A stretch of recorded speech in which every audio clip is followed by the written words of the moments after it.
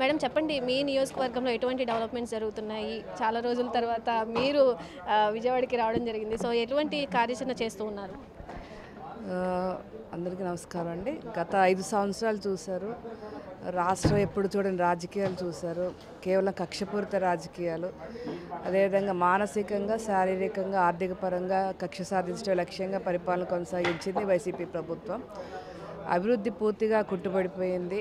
సంక్షేమం పేరుతో అప్పులు తీసుకొచ్చి పప్పు బెల్లాల్లా పంచి ఈరోజు రాష్ట్రాన్ని అధోగతిలోకి తీసుకొచ్చిన ఘనత వైసీపీ ప్రభుత్వానికి.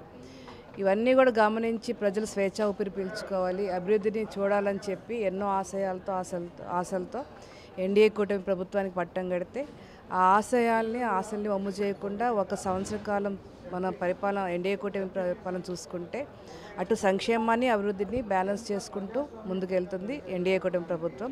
ఈరోజు ఏదైతే ఇచ్చిన హామీలు సూపర్ 6లో పెన్షన్ పెంపుదల కానీ, ఉచిత గ్యాస్ కానీ, తల్లికి వందనం కానీ, అన్నదాత సుఖీభావ కానీ, రేపు ఆగస్ట్ 15కి మరి ఉచిత బస్సు ప్రయాణం కానీ ఒక్కొక్కటి కూడా నెరవేర్చుకుంటూ వస్తుంది. ఇంకా అభివృద్ధి కార్యక్రమాలు అయితే పోలవరం కానీ, అమరావతి కానీ పూర్తిగా మళ్ళీ పునరుద్ధరణ చేసింది ఎన్డీఏ కూటమి ప్రభుత్వం. తప్పకుండా ఎన్డీఏ కూటమి ప్రభుత్వంలో అభివృద్ధి సంక్షేమం 100కి 100 పాళ్ళు ప్రజలకు అందించే విధంగా పరిపాలన కొనసాగిస్తుంది. తప్పకుండా స్వర్ణాంధ్రగా కొనసాగుతుందండి. మేడం, మహిళలకి గౌరవం లేదు, మహిళల్ని కించపరుస్తున్నారు అని చెప్పి, మహిళలకి శాంతి భద్రతలు లేవని చెప్పి ఆరోపిస్తున్నారు వైసీపీ ప్రభుత్వం.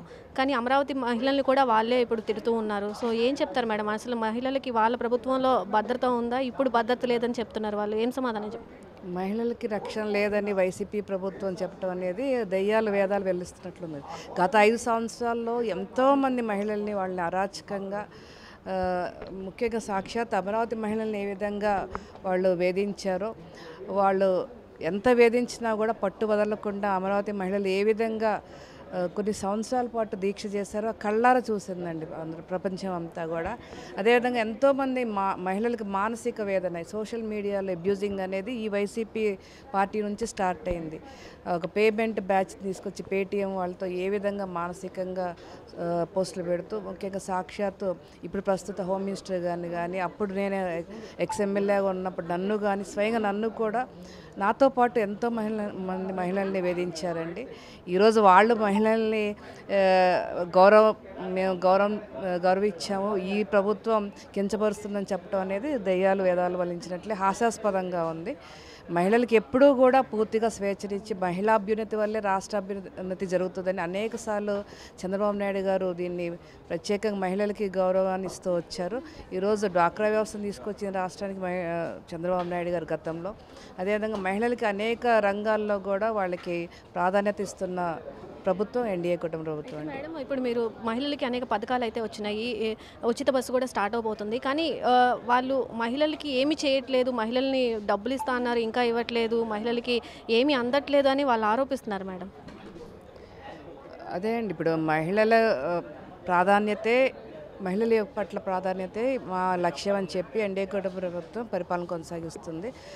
వస్తూనే మీరు చూశారు, ఉచిత గ్యాస్ సిలిండర్ ఇచ్చింది, తల్లికి వందనం కింద ఎంతమంది పిల్లలు ఉన్నాయి. ఒక కుటుంబంలో అయితే నేను మొన్న చూశానండి, 9 మంది ఉన్నారు. ఆ 9 మందికి కూడా పిల్లలకి తల్లి అకౌంట్లో డబ్బులు వేస్తున్నారు. ఇక్కడ కూడా మహిళలకు ప్రాధాన్యత ఇచ్చారు.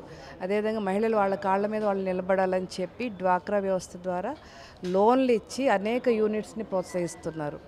అదేవిధంగా మొన్న ఈ మధ్య చేనేత డే కూడా చూసాం, హ్యాండ్లూమ్స్ డే. ఆ రోజు కూడా ఎంతోమంది మహిళలకి వాళ్ళు ప్రోత్సాహకాలు ఇస్తూ అనేక యూనిట్లు తీసుకొచ్చారు. రేపు భవిష్యత్తులో ఉచిత బస్సు ఇస్తున్నారు.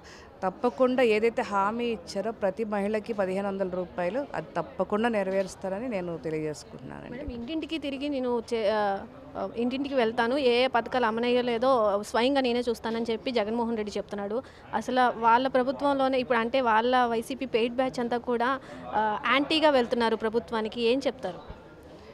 ప్రజలందరూ కూడా చీత్కరించుకుంటున్నారండి. వెళ్ళిన చోటల్లా చంద్రబాబు నాయుడు గారిని, ఎన్డీఏ కూటమి ప్రభుత్వాన్ని పొగుడుతున్నారు వాళ్ళ ముందే. వాళ్ళందరూ కూడా ఏ విధంగా సిగ్గుపడుతున్నారో మనం సోషల్ మీడియాలో బైట్స్ కూడా చూస్తున్నాం. ప్రజలు సమాధానాలే వాళ్ళు చెప్పుతో కొట్టినట్లు ఉన్నాయండి.